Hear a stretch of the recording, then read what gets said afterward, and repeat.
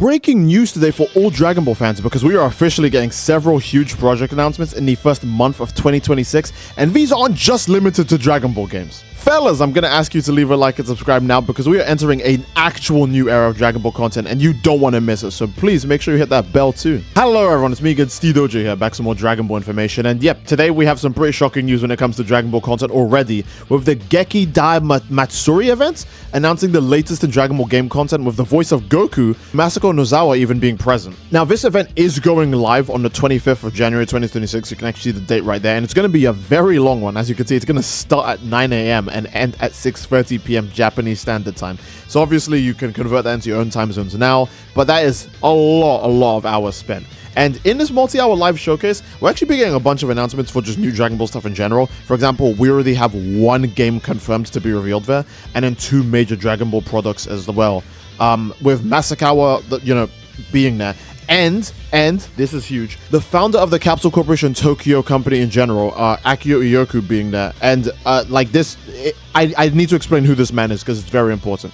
We also do have Mr. Chala Head Chala making another appearance. I have one specific reason why I think he's going to be there, but it's most likely he's going to show up there and sing Chala Head Chala. I actually prefer We Got to Power, but that's just me, Now I'm actually going to quickly explain why the guests are a big deal before we move on to like the games and the projects and all that other stuff, because it's very important to know this. So obviously Nozawa's been the voice of Goku since 1986, since the first episode of the Dragon Ball anime, which is 1 year before the Baita 87. Fun fact. She's actually the second most important person when you think about it when it comes to Goku's iconography. The first being Toriyama because he literally designed him.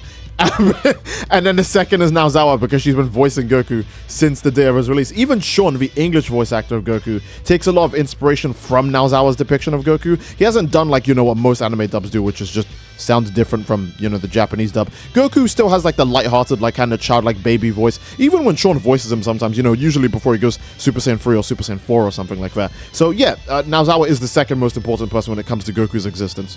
And obviously, being the voice of Goku, there's two pretty big reasons that she would be there. Because one, Nozawa physically being at the event means a lot because she is usually very busy voicing like a top 5 iconic fictional character of all time. Like, if you think about it, when it comes to iconic character voices, Goku's probably really high up there because even characters like Darth Vader can sound different from time to time. And Pikachu's like an animal, alright? But Goku, who has actual speaking lines, and they're usually always voiced consistently. So Nozawa's obviously very busy, whether they need her to voice for a game, or for a TV commercial, or to do this or that. Don't forget she voices in stuff like Digimon and One Piece too, so she is very busy. And two, obviously, Nozawa's very old, so there's going to be a lot of care and a lot of time that goes into these when she makes physical appearances, because that is you're asking a lot for her to show up at these events, which means when she does show up, it's going to be worth it, not just for her but for everyone involved. And Akio, who is again the company founder for the Capsule Corp company, he has been fighting insanely hard for the rights for the DBS manga and Shueisha, and this is obviously because he is the current owner of the rights to the Dragon Ball anime and all of the video games. Now, I don't need to tell you why this is obviously huge, because if he's at the event itself, that means obviously that this year is going to be the year where something enormous happens. Not just for the Dragon Ball games, but for the two mysterious projects. One of them is most likely, let's be real, going to be an anime. Who knows if it'll be Daima Part 2, if it'll be a Dragon Ball Daima movie, it could be another Dragon Ball Super movie, or it could be the continuation of Dragon Ball Super overall as a series. Who knows, right? It could be anything, because it seems like Dragon Ball now is kind of making branching paths rather than continuing on one path, because they went to Daima out of nowhere after Super. So who knows? I'm gonna say most likely a Daima movie is one of the projects, but I have no idea what the second one is going to be. You guys let me know what you think in the comment section down below. But thinking about all of these things put together in one place, if he's still fighting for the rights for the Dragon Ball Super manga from Shueisha, and then he's also probably trying his best to get Super Dragon Ball Heroes content, and then we're getting new game announcements and new show announcements and project announcements, I'm thinking that maybe we're going to see something huge in the next Dragon Ball game. You guys can place your bets right now if it's going to be Xenoverse 3 or not, because let's be real, after Sparking Zero, it's kind of shocking we're getting a new game announcement already. That makes me think that they're going to just go, you know what, let's just do what Xenoverse is doing. That was working for us. And again, Kageyama's going to be there. He's naturally going to sing us Chala Head Chala as usual. Maybe it could be something like the Battle of Z version or the Xenoverse 1 version, where it's done as the opening of a video game instead, which would, be nice, since Xenoverse 2, Sparking Zero, Gekshin Squadra, and Breakers, they usually have their openings only play like once, or they don't even really have an opening.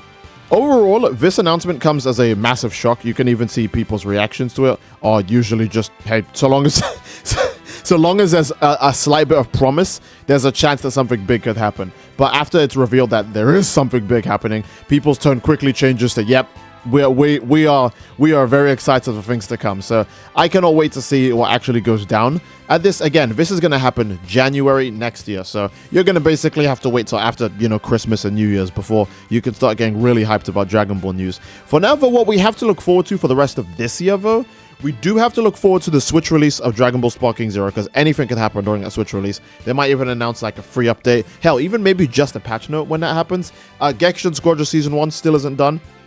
And we obviously know that we just got Gyutenks recently, but next we're going to get Topo, and then we're probably going to get a few more announcements before the year actually ends when it comes to Gekshin Squadra. So stay tuned for that. Dragon Ball The Breakers are going to get nothing, so don't worry about that. And lastly, Xenoverse will be getting its Future Saga Chapter 3 at the end of this month, which is October. And I don't think there'll be any teasers for DLC Chapter 4 in November or December, because Xenoverse teasers usually happen like a few weeks or months before the actual DLC releases. So I don't think we'll see any DLC teasers for the rest of the year when it comes to Xenoverse 2, but we will 100% be getting, obviously, Future Saga Chapter 3 completely done at the end of the month. And then, we just have to wait till next year where this will happen, and this will have a bunch of Dragon Ball major, game announcements. They'll probably tell us more about DLC 4 for Sparking Zero. Maybe they'll reveal the new Dragon Ball game, etc., etc. They'll probably maybe give us some information on some of the games, but I doubt it. Since the information we're getting is entirely new here, it's most likely that they won't remind us about DLC, Future Saga Chapter 4, or Sparking Zero's new DLC content, or, Dragon Ball Fighters. I don't think they'll tell us about anything we already know. It does specifically state everything here is going to be new. Even here, which is, the directly translated version of it, it's the latest content regarding Dragon Ball information. So it's not stuff that we've already heard about. It's going to be the newest thing. Also, I want to point this out real quick. Do you guys see how SSJ4 Daimo Goku's here? Bro, they've already completely, fully assassinated GT Goku. GT Goku is getting no more screen time ever again. That's so sad. But yeah, there's not much else to say. I do believe that is a solid place to end the video, guys. This is obviously, a big chunk of information we just got dropped on us out of nowhere, especially after that Xenoverse 3 leak that we heard about yesterday. That Xenoverse 3 leak, look, I'm not going to say it's real, but the timing of it, then this happening a day after, it kind of raises your hopes for a Xenoverse 3. But let's be realistic. Most likely not going to happen. Let's just be humble. Being humble has never been a bad thing. Just be humble. Let's just wait and let's see what they announce. But you guys let me know what you think is going to happen and what you'd like to see in the comment section down below. And please do leave a like in the video. And don't forget to subscribe, it greatly supports the channel. And that will be it. I do love you all. I hope you all enjoyed. And I will see you fellas all next time. Take care and peace.